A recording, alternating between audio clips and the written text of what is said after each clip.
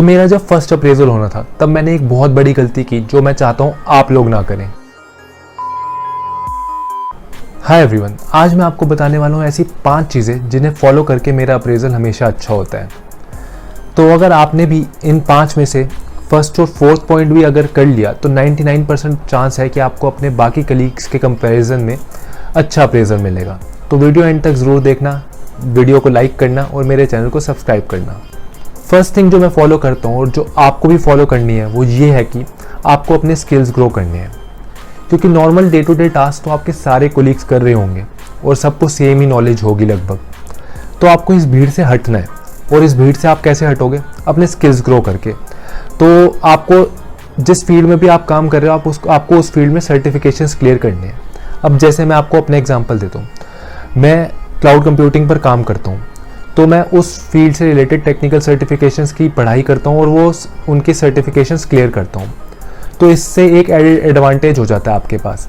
तो जब भी आप अप्रेजल फीडबैक फॉर्म भर रहे होगे या मैनेजर के साथ कॉल पे होगे अप्रेजल मीटिंग के लिए, तब आप उनको ये बता सकते हो कि आपने normal day to day task तो किए हैं पर आपने अपने स्किल्स भी ग्रो किए हैं और सर्टिफिकेशंस क्लियर करे हैं।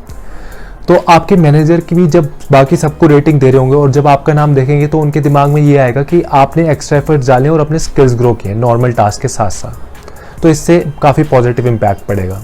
तो ये था फर्स्ट पॉइंट। सेकेंड थिंग जो मैं फॉलो करता हूँ और जो आपको भी फॉलो करनी है वो ये है कि जो भी फीडबैक आपके मैनेजर ने आपको लास्ट अप्रेजल में दिया था कि आपको कहाँ इम्प्रूव करना चाहिए, किस एरिया में वर्क करना चाहिए, उस पर आपको पूरे नेक्स्ट 1 साल तक कॉन्स्टेंट एफर्ट्स डालने हैं और नोटिस करवाना है कि आपने वो काम किया है और एफर्ट्स डाले हैं, ताकि आप जब भी नेक्स्ट कॉल पर जाओ अप्रेजल मीटिंग में अपने मैनेजर के साथ, आप उनको ये शो कर पाओ कि आपने लास्ट टाइम ये फीडबैक दिया था, यहाँ पर इम्प्रूव करने को कहा था और मैंने पूरे एफर्ट्स डाले हैं अपने और अपने आप को इम्प्रूव किया है। तो मैनेजर के भी दिमाग में उनके ये आएगा कि इसने एफर्ट्स डाले हैं, तो वो कंसिडर करेंगे वो एफर्ट्स और आपको रेटिंग भी उस हिसाब से देंगे फिर वो।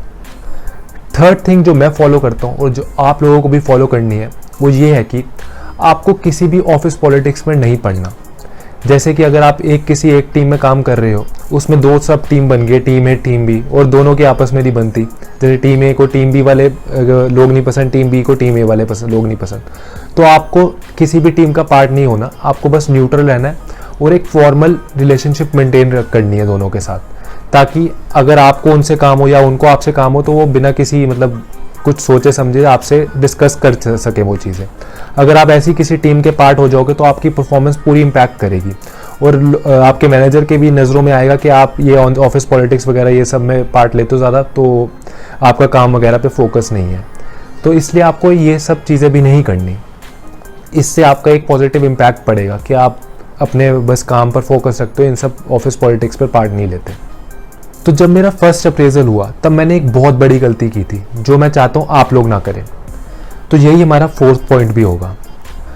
तो जब मैं प्रोजेक्ट में अलाइन हुआ तब वहाँ उस प्रोजेक्ट में, वो नया प्रोजेक्ट था, तो वहाँ पर ज़्यादा एसओपीज क्रिएटेड नहीं थे कि आपको कैसे टास्क परफॉर्म करना है, क्या प्रोसेस फॉलो करना है, क्या स्टेप्स फॉलो करने हैं।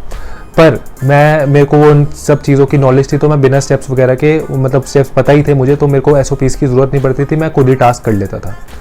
पर जब मेरा फर्स्ट अप्रेजल हुआ तब मुझे रियलाइज़ हुआ कि मुझे ये एसओपीज वगैरह खुद ही क्रिएट कर लेने चाहिए थे और पूरी टीम के साथ शेयर कर लेने चाहिए थे, क्योंकि फिर मेरे पास एक एक्स्ट्रा पॉइंट होता कि मैंने normal day to day task तो किए हैं पर मैंने अपनी पूरी टीम की हेल्प की है एसओपीज क्रिएट करके, ताकि उनको स्टेप्स का पता हो, प्रोसेस का पता हो, एक स्टैंडर्ड डॉक्यूमेंट जैसे क्रिएट कर लेते हैं। तो ये गलती आपको नहीं करनी। अगर आपके प्रोजेक्ट में एसओपीज नहीं है तो आप एसओपीज क्रिएट कर लें और ये भी बताएं कि आपने इन पर भी एफर्ट्स डाले। और अगर आपके प्रोजेक्ट में ऑलरेडी एसओपीज क्रिएटेड है तो आप क्या करोगे? तब आपको ये चीज़ करनी है कि आपको अगर कोई भी एरर फेस कर रहे हो या किसी ऐसी चीज़ ट्रबल शूट कर रहे हो जिसको पूरी टीम की नॉलेज नहीं है, तो उसका डॉक्यूमेंट बना लो, उसमें पूरे प्रोसेस डाल दो, स्टेप्स डाल दो कि कैसे आपने वो चीज़ ट्रबल शूट की है या सॉल्व की है, और वो डॉक्यूमेंट आप अपने टीम के साथ किसी शेयर पॉइंट में शेयर कर दो।